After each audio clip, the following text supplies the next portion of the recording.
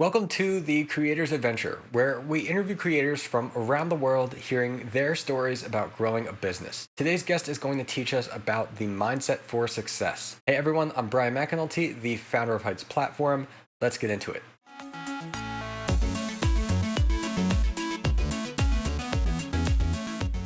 Hey everyone, we're here today with Roxy Saffaie. She is a writer, speaker, and coach in the arena of self-mastery and personal empowerment. She is the founder of Black Belt Beauty, and her mission is to empower women around the world to authentically express their fullest potential in all areas of life that matter most. Roxy, welcome to the show. Thank you, Brian. Happy to be here. So my first question for you is, what would you say is the biggest thing that either you did or you are doing that's helped you to achieve the freedom to do what you enjoy? Easy answer, not easy to always do, but it's to stay true to my authentic self. And that has been a solid through line throughout my entire life. I can elaborate, I'm sure I will in this conversation, but that is the answer. Awesome. Yeah, I think a lot of people, like everybody answers this question differently, but I think a lot of people, like, behind whatever they said, there's a meaning or somehow in our talk we get into how that is important. And I think the way that you presented it, it made me think about that, like, well, for myself, I can think of the times when I didn't feel like I was doing that and I didn't have a good experience. And so, yeah, I would definitely agree that's important. Next question is, what inspired you to create Black Belt Beauty? And can you kind of share the story of how you became a coach? Sure. So I'll answer part one first. So when Black Belt Beauty came to me, so this is my second career life. There was a large part of my career life where I was a celebrity makeup artist, so beauty expert. And about halfway through that career, so I'm ascending, super lit up, still big goals in that career. I just started to really get this feeling internally that there was just more for me. So I point this out because it wasn't coming from a feeling of dissatisfaction or I wasn't content in my career. It was just this inner feeling of like, we've got more to do. And I was like, cool. And I just never pressured myself on what is that? And, I just kind of sat with it internally. And I've always been a very curious woman. I'm a geek. I mean, from philosophy to neuroscience to biology to physiology, I'm a poet. It's just nutrition. Like, I'm always fascinated to learn. I'm interested in a lot of areas. And this has also been a through line throughout my entire life. So I've been able to really learn a lot, extract a lot of knowledge and information. And so, and then put things into application and get real life experience, right? And then, so all of that combined put me in this position where I became a real source to not just friends and family, but, peers and colleagues and, in many different areas. So, whether it's psychology and helping somebody get through something hard mindset wise, or whether it's, information that would support someone with their athleticism, with their nutrition, with their hormones. I mean, you name it. It's like there was just always information that I was able to provide that would be supportive to individuals to expand their viewpoint, their perspective, help them get into a higher state of themselves, right? So put that to the side, I start listening to podcasts. I think it was like 2014 or something. And I really just love the medium. I love communicating. It's definitely a gift of mine, written and verbal. And I just loved how with podcasts, you really feel like you're sitting in the room, listening in on a really powerful conversation, and you just get to learn so much. So I start putting all these kind of pieces together where I was like, okay, well, maybe I start a podcast. But before I did that, and take all this information that I know I love to, learn and to attain, but also I just keep getting feedback of how valuable, it is when I am able to support others with whatever it is that I'm able to support them in all those areas that I shared with you. So that initiated this idea to start a blog. The blog, the name, so the brand, this is where the name Black Belt Beauty came about. And I'll give you the backstory to the name because I'm a martial artist, but I am not a black belt in jiu-jitsu. So I just need to clarify that. But it's more poetry, if anything, behind the name. But I start with the blog, and it's meant to, just be, it's lifestyle, high performance living, right? Holistic self-development. And then the blog thing, I love playing outside. I love not sitting in front of my computer for 10 hours a day. It just naturally started to move away from all the, the blogging aspect of it, and then moved into, okay, well, basically I'm going to start a podcast. It took me a year to really get everything together in my mind of how I wanted to go about it, long range, short, and really just also get the confidence to put my voice out there, in this public speaking format. So blog, Black Belt Beauty turned into Black Belt Beauty Radio podcast. And, it took about a year, but yeah, that's the backstory of how it came to be. And the backstory to the name is to be a black belt the black belt is the highest expression, right? So it's the highest expression in any martial art. And for me, in my opinion, my mind and my kind of perspective on life is when we are living from the highest expression of ourselves, we are truly living a beautiful life. So the goal is how do you live from this highest expression so that you can create this beautiful life? And that is Black Belt Beauty. Got it. Okay. Yeah, that's really interesting. I think there were some really nice points that you made in explaining all of that. And I want to go back to a couple of them. The first was you explained how you always were interested in learning these different things, right?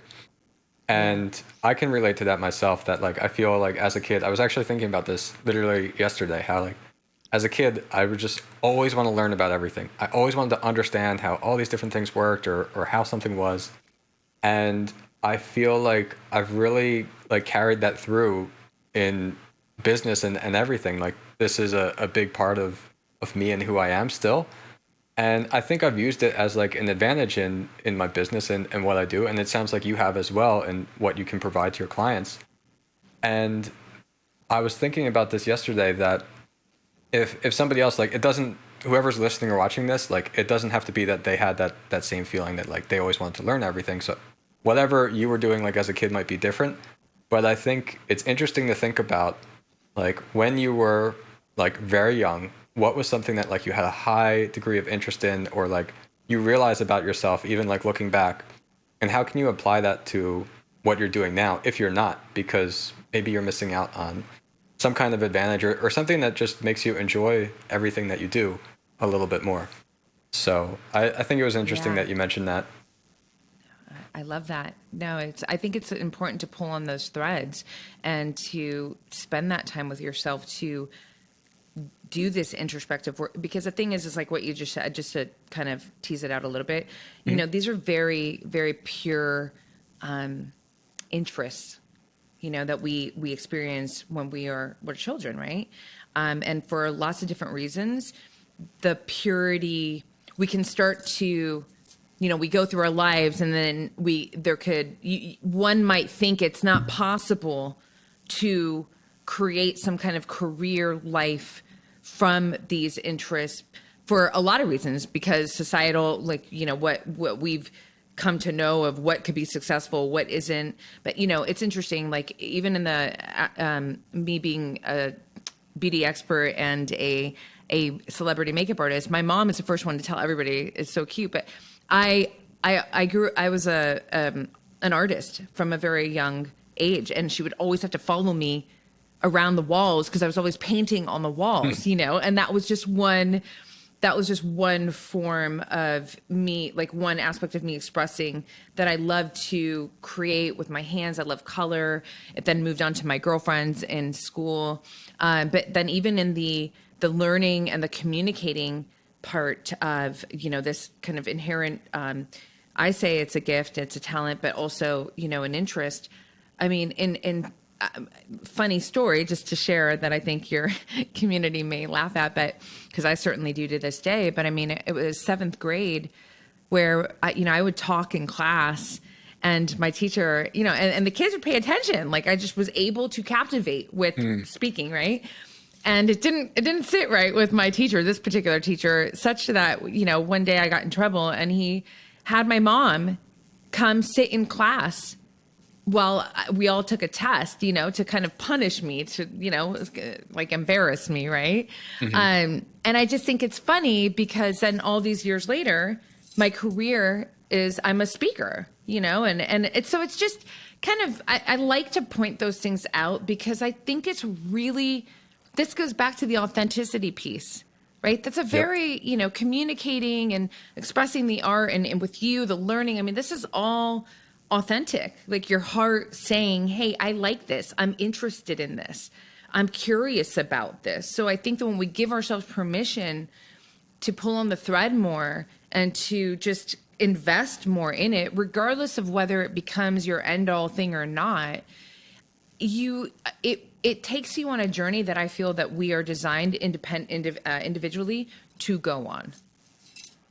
Yeah, definitely. And that ties together well with the second part I was going to say, is how you mentioned like that you like being outside. So like the blogging thing, like sitting at your computer all day wasn't necessarily what you felt was like the calling, and you realized you like podcasts and all that.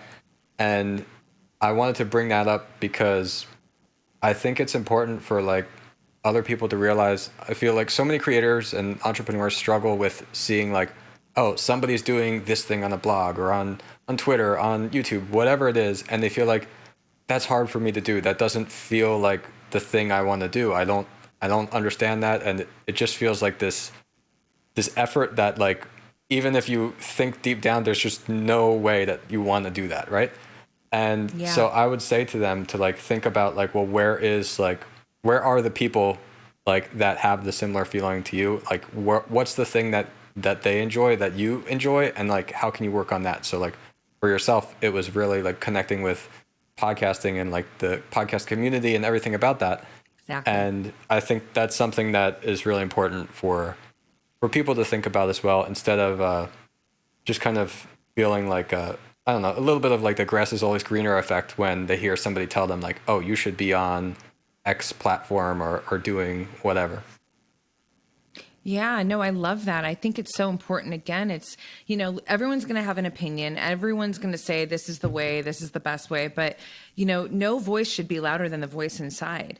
And also, I think it's important to apply. I mean, listen, I'm a digital creator, so I am in front of my computer. But what I was able to do, podcasting puts me in the position. I have a team. I have production. So the big piece there was not just to not be in front of the computer. Actually, it was just to engage more with a team and to have more like of a social connection, which was really important.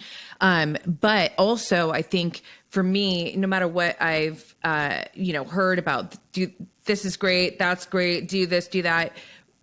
What has always served me is I can hear people, especially people that I respect and admire, but at the end of the day, I got to try.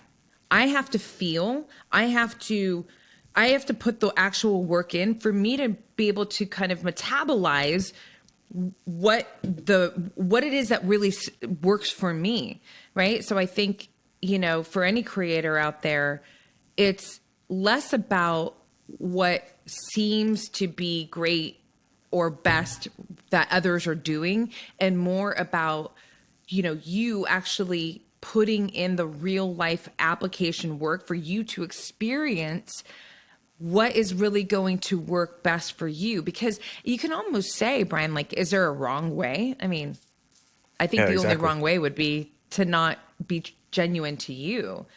Like what you were saying earlier, you're like, I've tried it a few times. It didn't work out for me. Yeah. I would say like another way to think about it is like, it comes down to like, what do you really want? And so if you can be a little bit introspective and think about that for yourself, and if it is to like grow super big, become super popular, like if that is really the thing, then like, do you want that enough that you want to work on these platforms that don't necessarily feel, I don't know, like the thing that you enjoy the most? So like in that case, like it's still, it all fits, right? Because if you, what you really, really want is like above all of that to be super popular or whatever, then you won't mind working and like trying to grow on these platforms that don't feel natural. But if you say like, well, I don't care really about that, I just want to do what I enjoy or whatever, then don't worry about the popularity, right? And so No. you just have to think to yourself like, well, what do you really want? As long as you're true to that vision, then like the rest doesn't really matter. Yeah, and I think just this is, I think universally, anybody who's really operating from what truly lights them up is going to have a higher frequency. You're going to be, everything in life is energy. So I speak about energy a lot because it's the reality. It's the currency of life. So if you, when you are operating from your most authentic self and in that you're operating from what truly lights you up, you're just putting out a higher frequency. So, I'll tell you this. I have had to work past like some mindset challenges. So I'm intrinsically motivated, period, in like a very robust way in my life, right? Everything that I'm creating and that I'm driving myself towards, it's all intrinsic motivation. I've never been I'm not driven to be seen. I'm not extrovert. I'm actually very introverted. Such to that, I had to work on this kind of story in my mind of how much I don't care or prefer to even be necessarily seen in some kind of grandiose way, right? Because what happened is that, I had to accept that if I'm going to my mission and, the visions that I have are going to put me in the position where I'm going to be seen on a massive scale. So I'm not driving myself to that. That's not the goal for me. That's the byproduct, the side effect of me reaching for my actual goals, which is the impact and sharing the mission, the message, and all of that. So I've had to actually shift my mindset to say, okay, girl, well, I get it. You're more introverted. You love being private. You're not driven. You're to be seen like that. But we got to get out of the way with this script, because if you don't get past this, then you're not actually going to allow yourself to get on the TED stage or to go do the massive book tour, or et cetera, right? So just sharing a little extra there on that, I can bring it right back to where we were. But I think at the end of the day, even if you're someone who's not trying to reach for stardom or being seen on a massive scale, when you are operating from your authentic self and you're truly staying in your heart and creating from that space, you're likely going to land there. I mean, depending on what you're doing, but like there's a good chance that you'll actually land there anyway. So it's like the reverse for someone like me. Like you have to kind of prepare yourself for that, because it comes with, the bigger picture of what you're doing. Yeah, I can completely relate to that. And going through that same process, like that's something I had to do as well, because I also see myself as more introverted, have no desire to say, hey, everybody, look at me on this video. And I had to realize to myself, well, if I want to really make the impact that I want to make, then that's going to be a byproduct of it, just as you said. Yeah. And so I had to realize the reason I'm doing it is for the impact. And that's the end goal of what I'm going after. And I think I've heard other like coaches say that a way to think about money is that like money is a byproduct of the value you create in the world, rather than being something that like you should chase after directly. You focus on providing value to the world, then like money is what you can get in return. And I think that's a good way to look at that even as well. I agree with you. I think, it's that specific idea. I think, first of all, it's definitely how I drive my business, how I've driven my whole life. I think, it's maybe a little bit more complex because obviously money matters, right? Like we need to be well resourced, especially when we have big visions. The better resourced we are, the more that we can express that, big vision and make it happen, right? So I think it's never about chasing the money. I mean, it's certainly, I didn't start the podcast to chase the money. I mean, again, I was like I was in a career that I was climbing. I left that career at the very top, you know? I mean, I left where the money was higher than where I was taking myself, you know, in the beginning, right? But I do feel that that respect for money as energy, as a resource to expand your vision is important to keep in the kind of periphery, if that makes sense. So no, it's not the driver, because if it's the driver, then you're probably going to be inauthentic, whether you realize it or not. You know, you're going to be saying yes to some things that you don't really feel integrity with, but oh wait, I should do it because it, you know. But when you are driving yourself again from this internal lit up place, like mission, intrinsically motivated, keeping the idea around and the reverence for how money can resource you to take everything to the next level. I think that there's just more harmony in that. And I just wanted to share that because sometimes I feel like the conversation around that is so black and white. So then some people, some creators, and I mean, I've been an entrepreneur for almost all of my life, you know, and you know, so it can seem almost like, oh, don't think about money, or oh, think about money. It's like, well, no, actually it kind of has to be a bit of both, you know, but it's more about how you're assigning your energy and your perspective to both of these scenarios that we were speaking about here. Yeah, definitely. I completely agree with that as well. I think like it's best to view money as like the resource rather than the end goal, just as you said, because like also like I've heard probably a few popular people have said that like money, like it really is a resource because the point is not to collect it, because it has no value until you actually use it. So you have to use the money for something. If your goal is to save something for an emergency fund or whatever, like that's the purpose of that money. But like in the end, like the money has to have a purpose. And so like if you're trying to grow your impact and your vision and what you're doing, then like money is a resource to enable you to do that.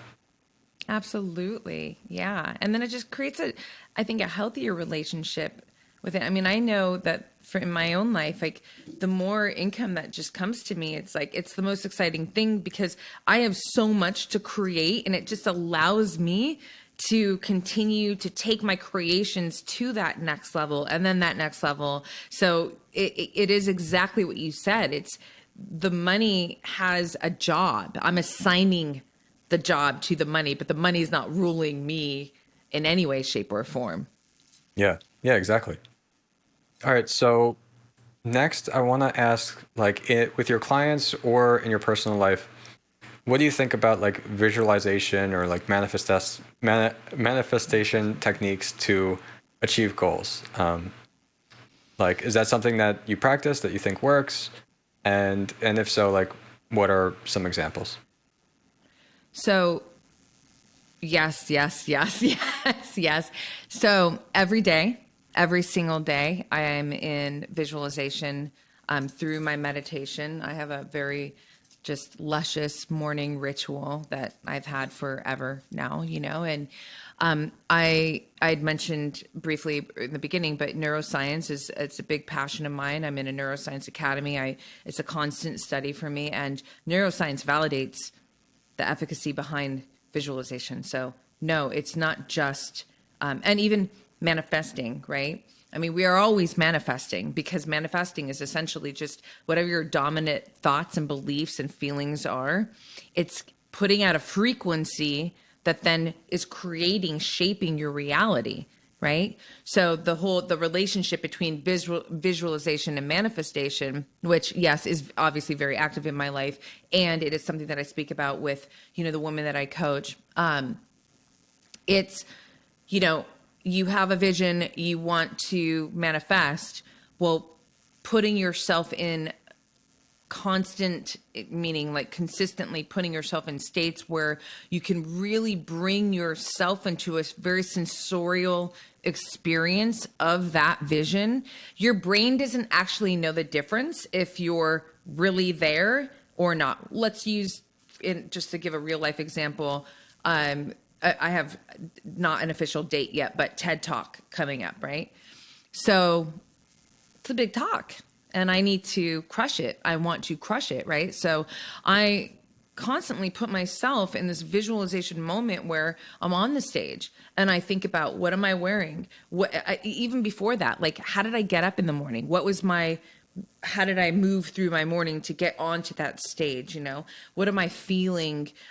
What does the air feel like? I mean, you literally have to invite all of your senses to get so deeply entranced into the vision that your brain doesn't know the difference. I mean, we know that, you know, this is so common with some of the world elite athletes. I mean, they're great examples of, you know, how visualization actually does work, you know?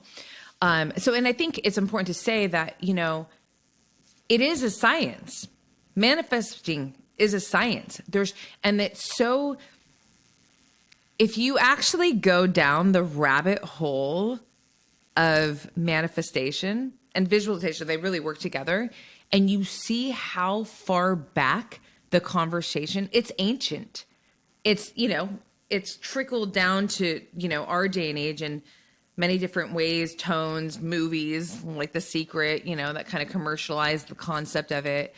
However, you know, you can think of like the book, and this is not even the furthest back, but have you ever read Think and Grow Rich?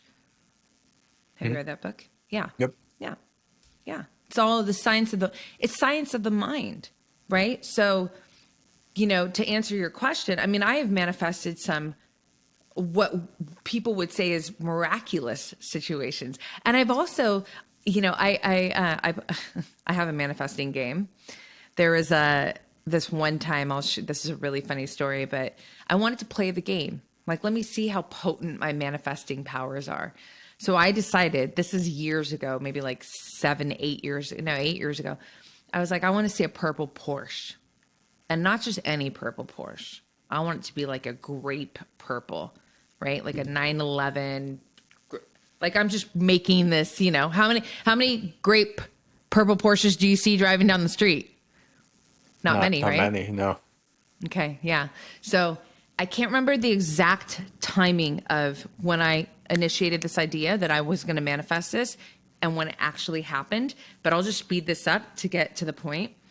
I think it was about a month. And I would see, Brian, it's so funny. I'd see these Porsches that were like purple in the right light. And I'm like, oh, I got it. I did it, right? But then I was like, girl, stop. You know you want grape. Like, we're not cheating ourselves. Like, don't act like it's not possible. Keep holding the vision. I want to see a grape purple Porsche. So fast forward, I'm going to do a photo shoot one day, and we're driving around the beach, my home in California. No photographer. I think I see a purple Porsche. I'm like, oh, is that a purple Porsche? I was like, oh no. He's like, why? No. And he asked me, like, why are you curious about a purple Porsche? I'm like, I'm just playing this game where I want to manifest a purple great Porsche. He pulls out his phone and he goes, look at this. And he showed me a grape purple GT Porsche. He goes, this house right here that we're parked in front of, the owner, this is his Porsche. I'm like, okay.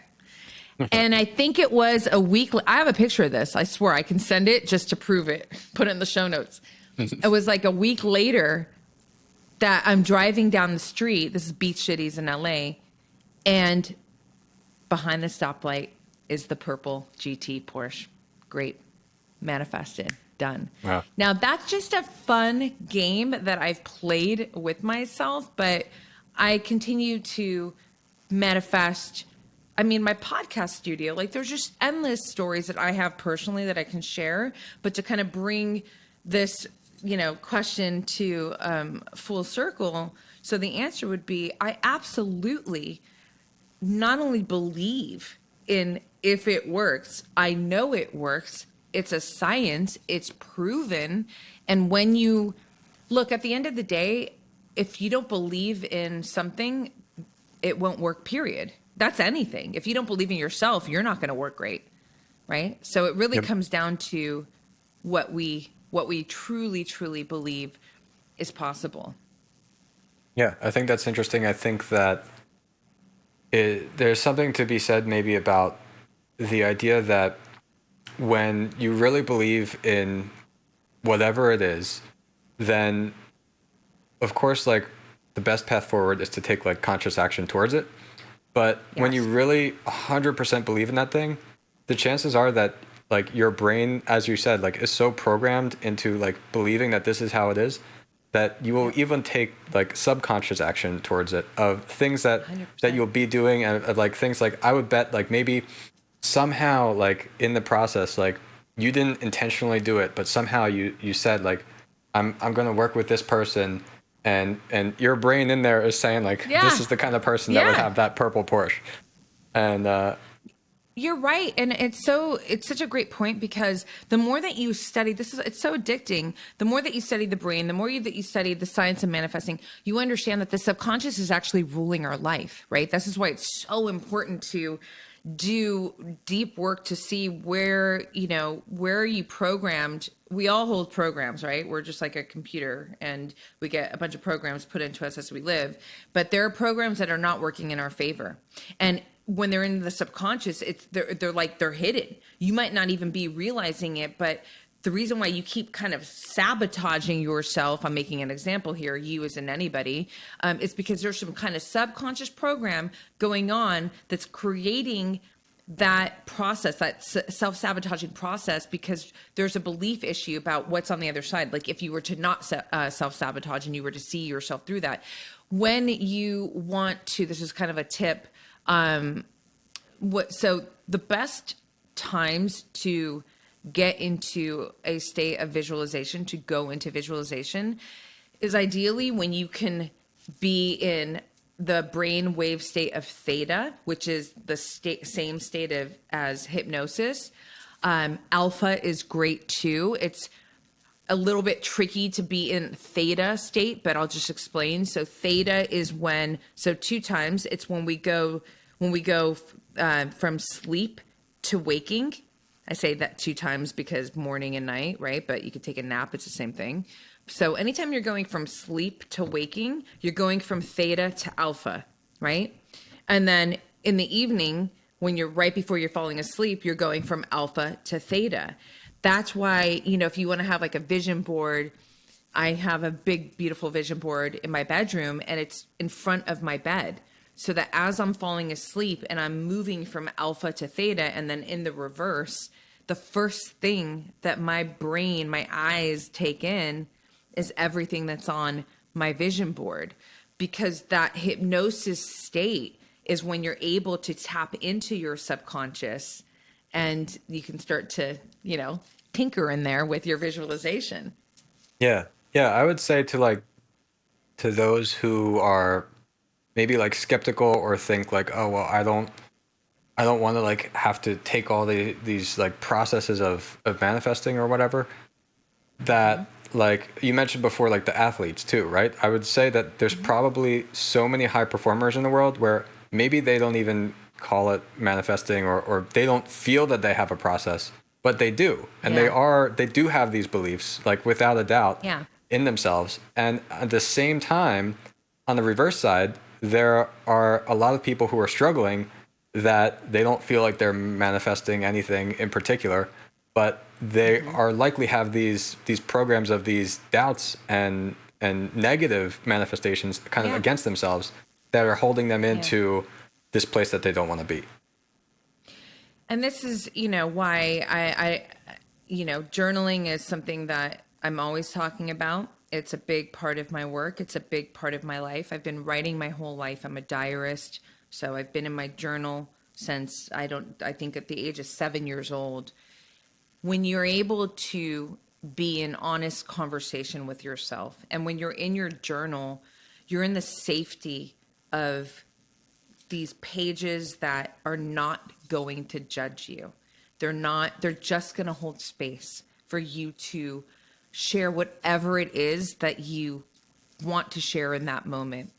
But when this becomes habitual and you become more comfortable with this process of being with yourself and doing this, you'll end up going deeper and deeper into self, capital SELF. Yeah, in my writing, it's always capitalized, right? then it becomes a situation where, when going back to the example of like somebody who's having a hard time and they don't believe or can't see how, like, why are they having a hard time, or why are they not able to bring forth certain things that they desire in their life.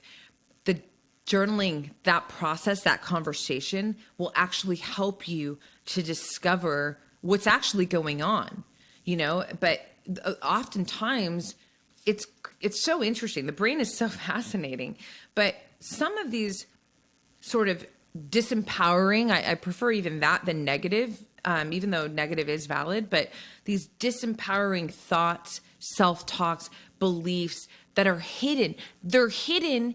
You don't even know that they're there.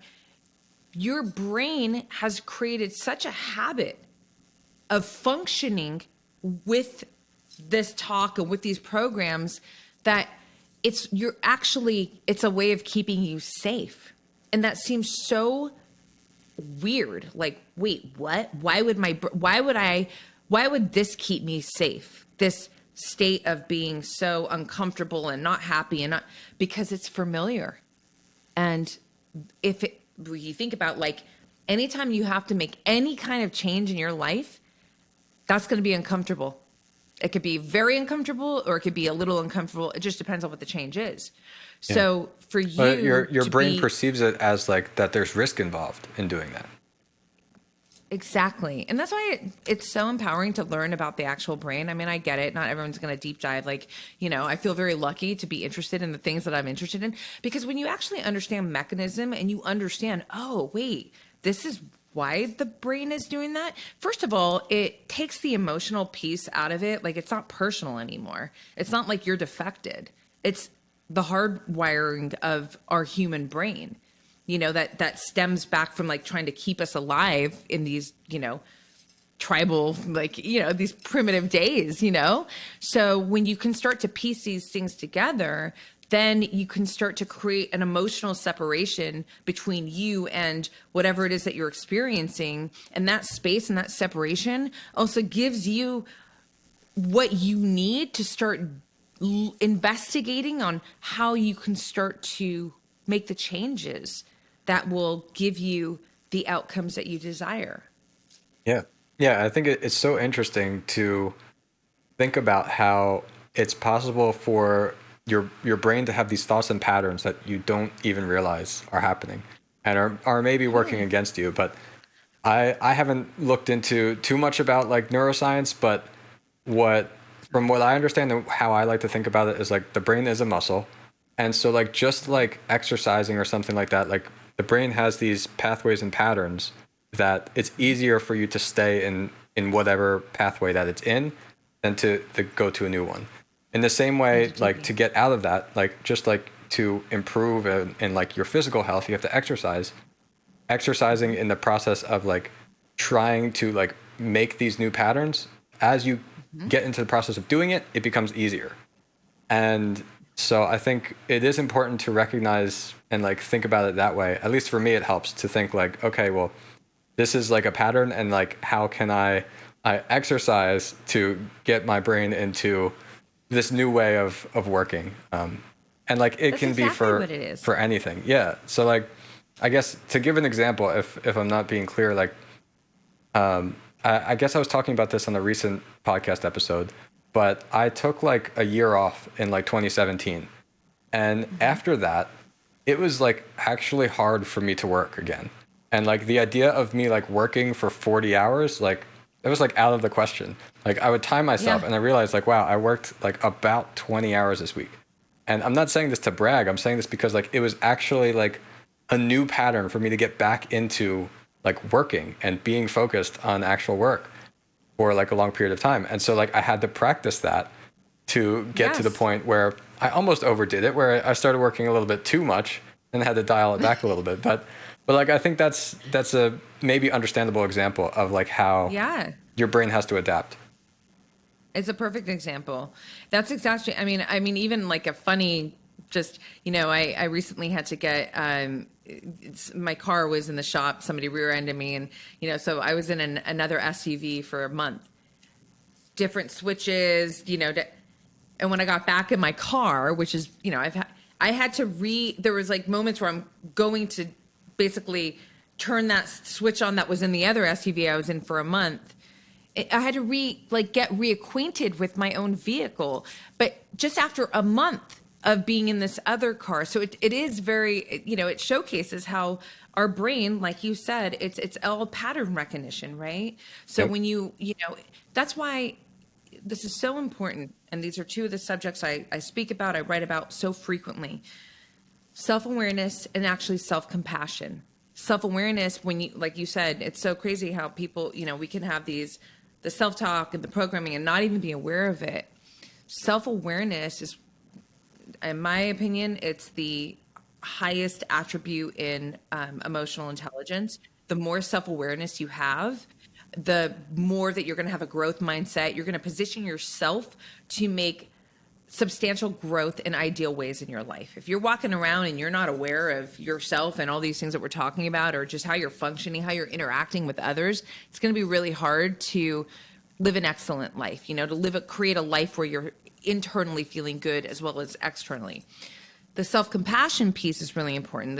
I frame self-compassion as a high performance tool. And I'm very specific about that terminology because I'm not trying to take away from the kind of soft tone that we may think about initially when we hear self-compassion, because it is soft. But I want to really imprint in the minds of anybody who's taking this in that it's actually it's badass, because it's really easy to judge yourself. We all do it. Self-judgment, super easy. Self-compassion, not easy, right? You make a mistake, way easier to beat yourself up than to say, you know what, I tried, or I thought I did my best. I didn't know as what I know now. I learned and I will move on, and it's okay. It's harder to do the latter, right? Yep. However, the latter is what gives you space to be human, right? We don't come out of, mom, like just with all the answers and the perfect instructions of knowing how to do everything in every right moment. No, we have to learn as we go, and that's how we grow. We're going to make mistakes. It's going to get messy. In the entrepreneurial space, I think we're pros at this because it's just constantly like throwing things against the wall and feeling things out and missing the shot and all of it. And if you don't have self-compassion, you're not going to allow yourself to grow, to progress at more substantial levels, and you're actually going to become very rigid. And when you're rigid, you're fragile. When you're fragile, you're breakable. My work is to help as many individuals as I can to be unbreakable. And that doesn't mean you can't be hurt. You're not going to feel discomfort or pain. No, you will. You absolutely will. It just means that nothing can break your spirit to keep you driving forward, to accelerate in the ways that you want to accelerate in your life. Self-compassion has to be a part of how you're moving, or else it's going to be really hard to live into that experience. Awesome. Yeah, I love that. All right. So on this show, I like to have every guest ask a question to the audience. So if you could ask our audience anything, whether it's something you want them to think about, something you're just curious about, what would that be? It's a great question. Oh, man. Okay, hold on. So here, I'm going to, it's a question that I want to gift to the audience, because I know that this question, I've said it went viral because it really hit the hearts of so many, right? So it's meant to be like a little supportive gift. There are times where you're going to be challenged, all of us, right? And however, which way you're going to be challenged. And, you're striving, you're reaching for your big goals. You're tired though. You maybe feel unmotivated, or it's really hard. You're not sure how you can keep going. So the question that I ask myself in those moments, I mean, this could be in physical training. This could be, facing some kind of, career challenge or whatever. I like to ask myself this question: how much effort are you worth? It's worthiness that puts us in the position to attain our dreams, to achieve the goals. We have to feel worthy. We have to feel worthy of the battle and the victory, because it's a package deal. So to our audience here, to our creators out there, when you feel stuck, when you feel like shit's just really hard and, you're not even sure like how to get to the next stage or next step or whatever it is, how to keep going, just ask yourself that question.